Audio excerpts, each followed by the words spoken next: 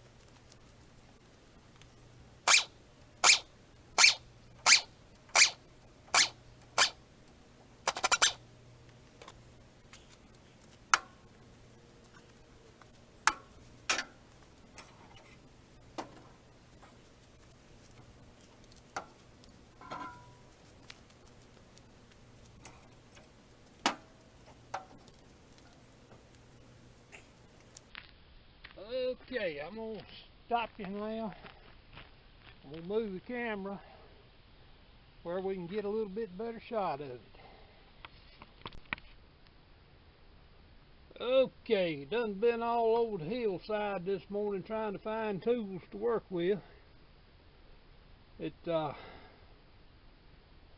I've got a almost complete set of this type sockets for taking off rear wheels. Like I say, I used to work on tractors and trailers, and I could pull most any wheel it was on the side of the road. I use empty oil jugs, cut the side out of them as a clean place to put parts. So what we're going to do is see if we can get this wheel off. And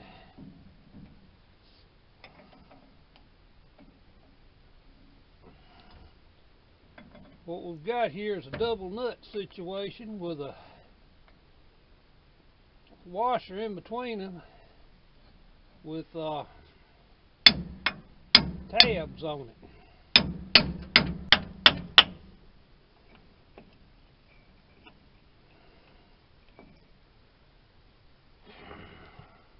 I don't know whether it's exactly the right socket or not, but it works.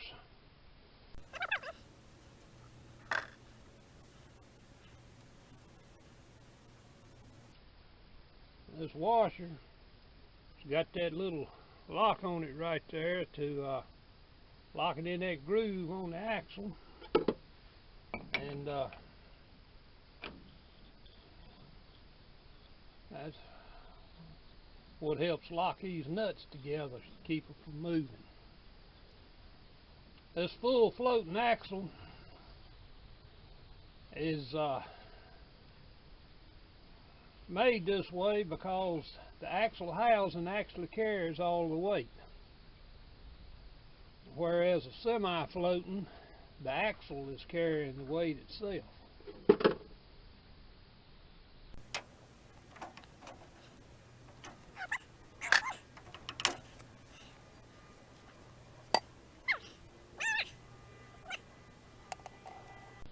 much gotta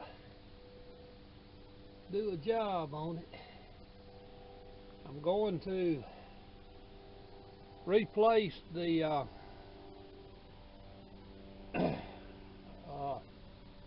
parking brake cables also. I got new ones for that. So yeah, I just will go to town, get some new brake linings for it. Now, that's far gone, it ain't funny.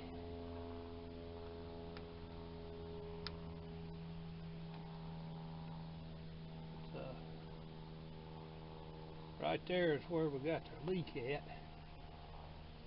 Slow leak, but it's enough to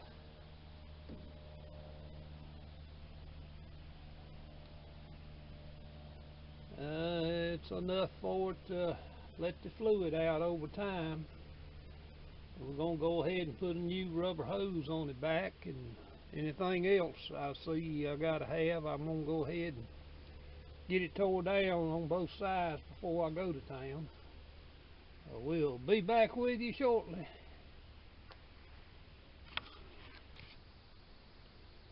Okay, we're going to clean this one up now because of all this old fluid and stuff in it.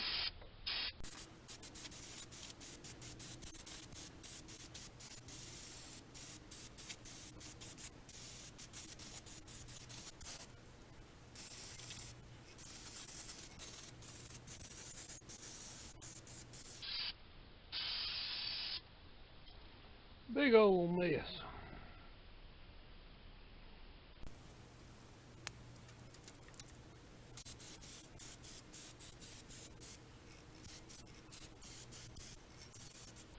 Well, I'm going to turn you off while that dries off. Be back in a minute. Alrighty, while I had you turned off, I went ahead and took some sandpaper, cleaned up this surface here. That's where the seal's got to ride. I hope I got it good enough to see the seal was up to here. There was rust back there, and I didn't want that rust to knock that new seal out when I put it in. And I also cleaned up the push rods on these for these wheel cylinders. Got the rust off of them. I'll stick the push rods in. Then we'll see what we can do about getting it mounted back in there.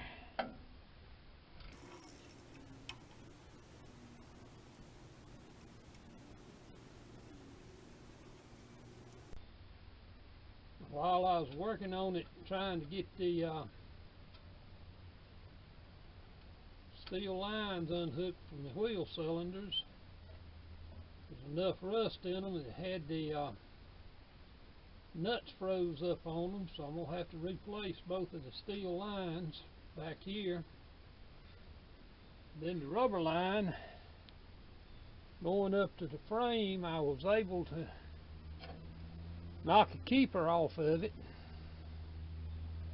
and hold the nut with a flare nut wrench and take another wrench and turn the line and get it out without having to twist the line into. Then when we put it back on, we'll turn the line same way I took it off, and won't have to mess with no more rubber lines on this thing.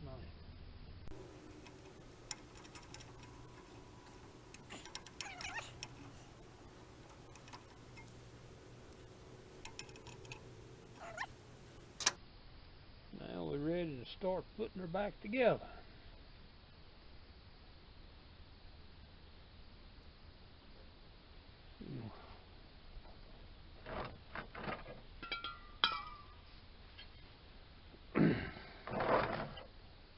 And These brake shoes are short lining and a long lining. There ain't much difference in them, about an inch, but long lining goes on the back.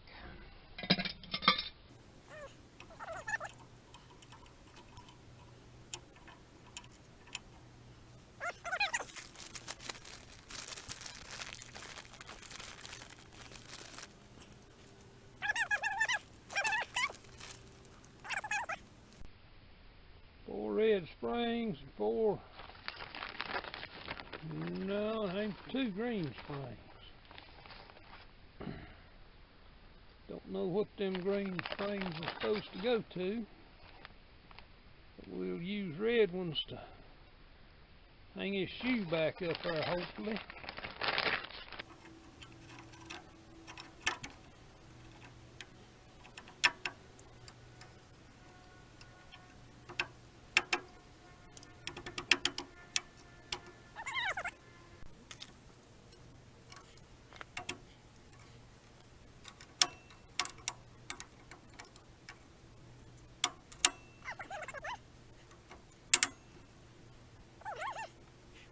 One more thing I did, I cleaned up this adjuster.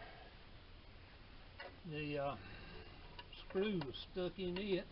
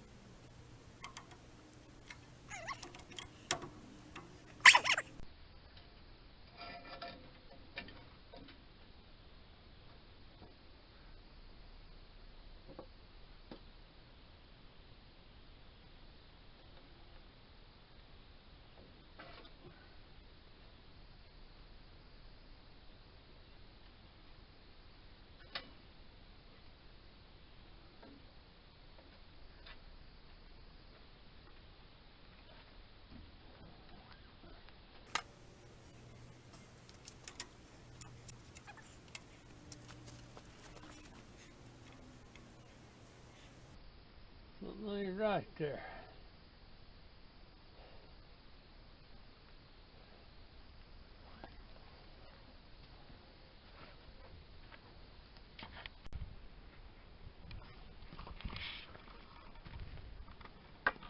Okay, I finally got the brake springs figured out on this thing late last night, and however, when I stuck that parking brake cable in there, I said, I don't know whether you remember or not, but I said there was something wrong, and there is. I've got two sets of brake cables, one from O'Reilly's and the other one I bought off the internet, and neither one of them's right.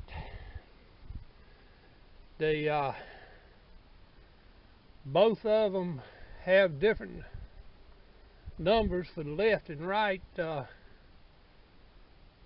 cable, but when you pull them out of the pack, they're both exactly the same length and everything. And the cables on this truck, and the description also says that the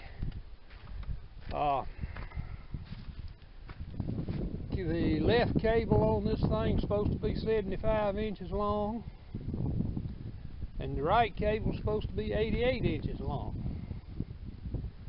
and not the same length. So what we're faced with now is we're going to have to go up under there, take the cables off, and see if I can get them freed up. Luckily they're not broke, they just froze up and won't move. So I'll be back with you after a while. Got a broken stud on this side that's been broke for many years that I hadn't got around to fixing, but I think we'll see what we can do with it.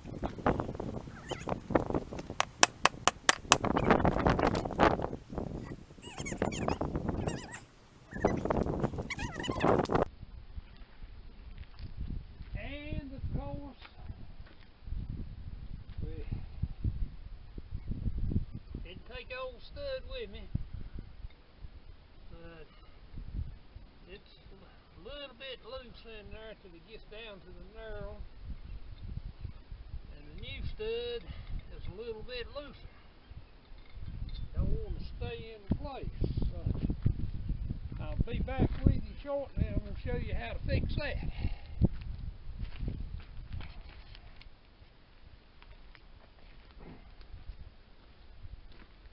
Okay, this is something that goes back to the good old days back when I worked on the farm. Back those days, all our motor oil come in tin cans, and we never threw a can away because we was always needing one to shim up something, especially on the farm machine. What I've done, I've bled the pressure off of a brake clean can, and I'm going to wrap this around this stud until I get enough on there to make up the difference in that hole. Then we'll drive this thing in there. I think that ought to be enough.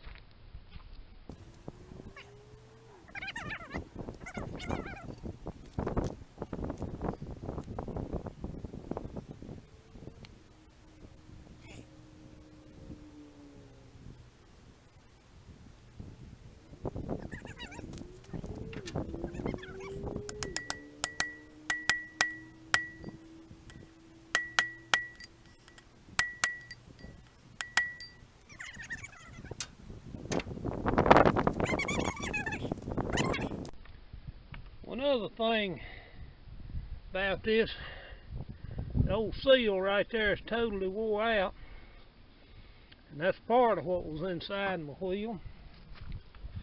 And then brake fluid, when I started taking that wheel cylinder off, it just started dripping. See you shortly.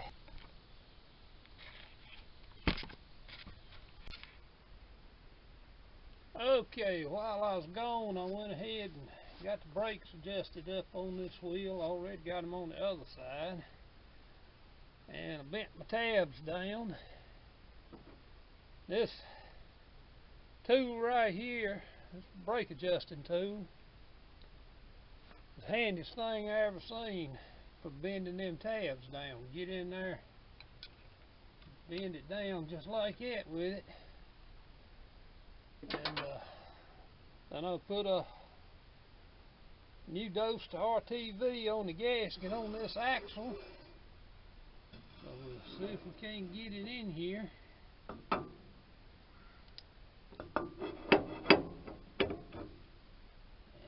there we go.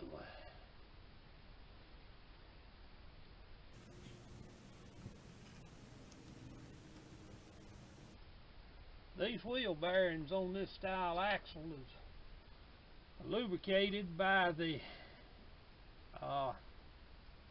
differential oil. When the differential's full, a little bit will come out through that tube and get in here, and that's where the oil gets to the bearings from. These bearings don't have to be packed or anything. And once I get this on, I'm going up under there and fill the differential up because I know it's low.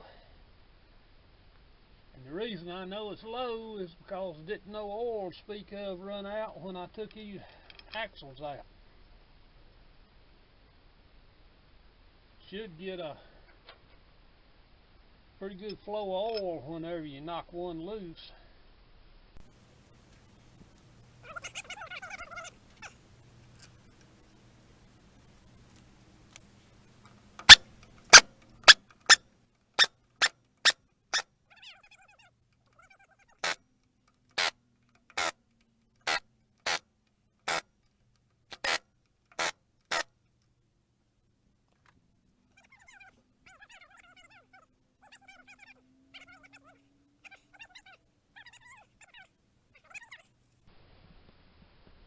Well, got the parking brakes hooked up, got the differential full of oil. Took about a quart to fill it up. And so I reckon we're about done with the thing.